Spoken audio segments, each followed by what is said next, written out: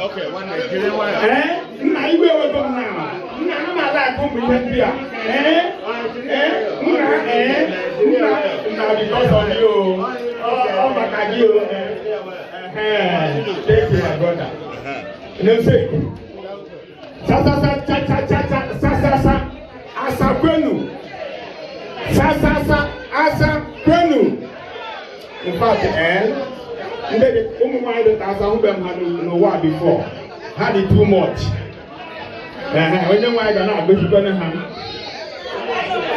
when the mother day with home, I'm not well at him of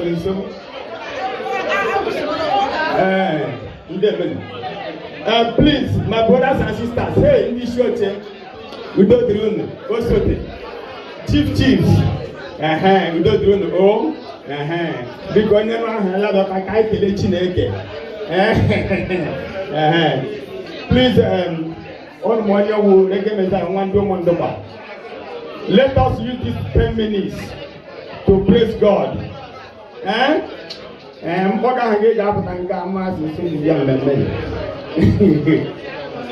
So let us take this pride, especially prepared for ASAwomen. Okay, wait, they Chineke. Man, I to all past special from the Asa. DJ, let's go and sing.